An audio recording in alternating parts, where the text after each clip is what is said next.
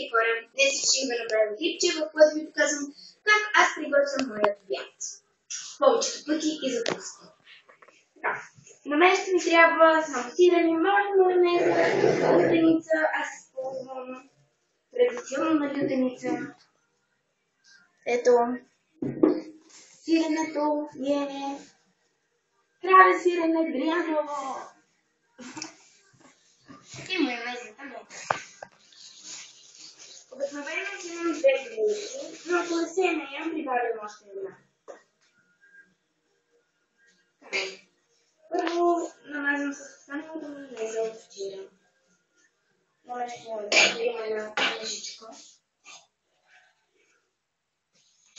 Също по този начин набирам майонезата. Взимам и слагам на филейките. Ако ми е предостатъчно или пък малко, добавям още или пък слагам и друг.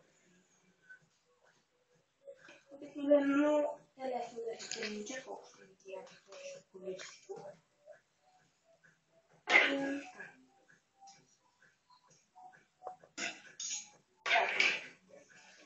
Разлагам обилно.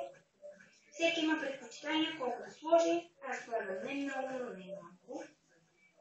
Слагам толкова колкото на мен, според мен е достатъчно.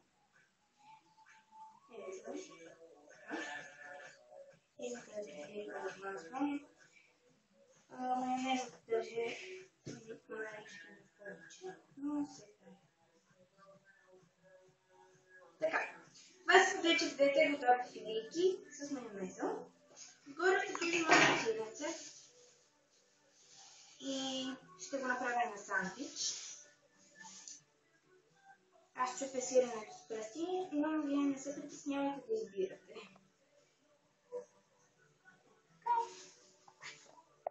Наистина всичко е супер елементарно и не ви трябва нещо повече.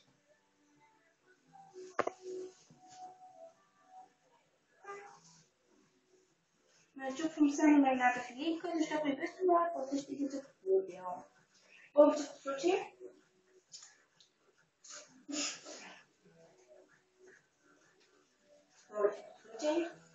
слагам повечето сирене, но филийката с по-малко майонез. По този начин размазвам и мисля, че е готово.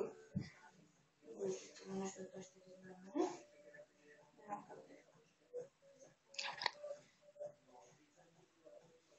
Ето вече готовият сандвич. Ще направя още една филийка. Но тя ще е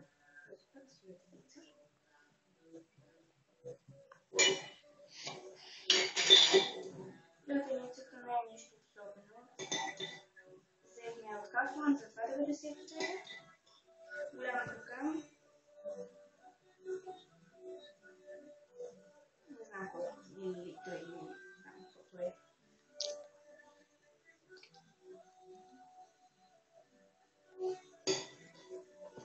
Слагам отделно, за да може да не се усеща толкова тяга, колкото лютеницата. Обичам да слагам от всичко по малко.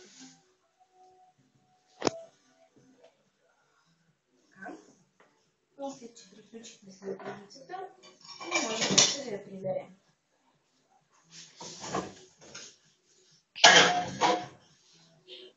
Не на всякъде. Слагам още сирене, за да съм сигурна, че е достатъчно. След това обожавам тази комбинация сирене и лютеница. Но много рядко купуваме лютеница, тъй като повечето пъти започвам нюслите и такива неща.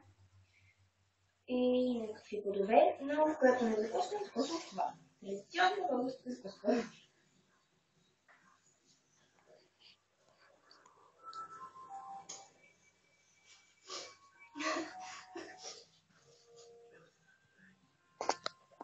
Така размазвам. Няма значение откъде слагате сиренето, както и лютеницата. Ако искате отгоре сиренето, ако искате отдолу, абсолютно без значение.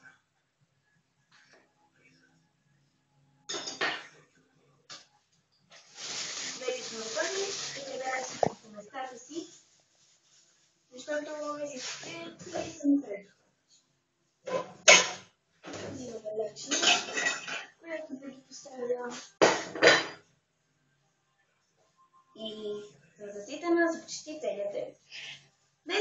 благодарим на Яна Цанова. Каналът ще е долу в описанието. Тя беше мой фотограф и ми помогна да заснема клипчето. Дайте клипчето да ви е весело, което казвам, дайте палеца нагоре и не се притеснявайте да споделите. Абонирайте се! Абонирайте за канал ми и до